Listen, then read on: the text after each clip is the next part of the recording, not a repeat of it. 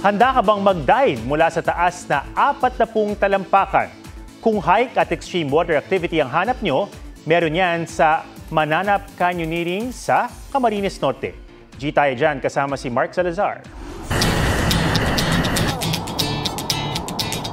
Mula sa extreme cliff diving, chill na camping at nature sightseeing, sure na mahahappy ang mga adrenaline junkie. Ang Mananap Canyoneering, itinuturing na hidden gem ng Camarines Norte. Extreme siya. Total of 7 jumps.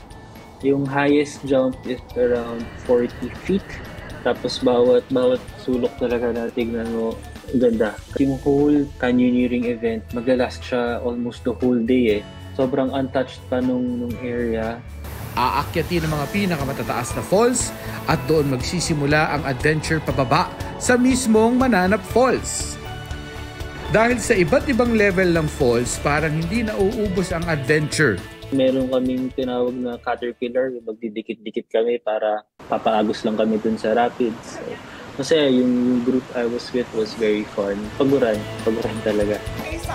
Bawal ang DIY, mismong lokal na pamahalaan ang magbibigay ng trail guide sa bawat grupo. Ipinaalala ang safety guidelines bago sumabak sa canyoneering para sa kaligtasan ng lahat. I think underrated kasi din yung mga falls natin. Masaya ako nung meron na sa Luzon na ganung activity. Okay na meron ng canyoneering spot din dito sa Luzon na kayang i-drive from Metro Manila.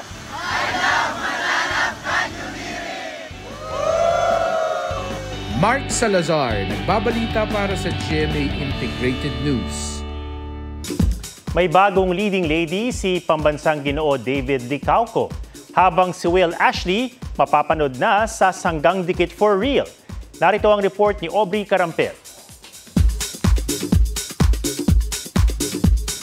PBB second big placer Will Ashley, bagong karakter na aabangan sa Sanggang Dikit for Real. Sobrang gusto ko maka-work si Kuya Dennis and of course kasama rin po dito si Miss Jeneline. Sobrang nilolook forward ko na magkaroon kami ng eksena.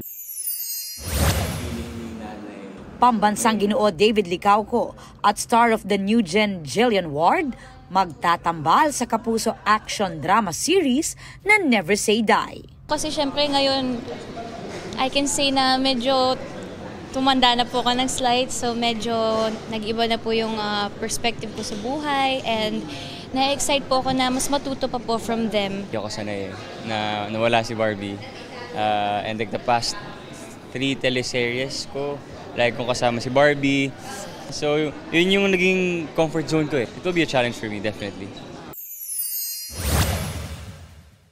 Speaking of Barbie, very cozy ang kapuso primetime princess sa kanyang 28th birthday photoshoot. Kabilang sa mga bumati sa kanya, ang kanyang Beauty Empire co-star na si Kailin Alcantara. Aubrey Carampel nagbabalita para sa GMA Integrated News. Huwag magpahuli sa mga balitang dapat niyong malaman. Mag-subscribe na sa GMA Integrated News sa YouTube.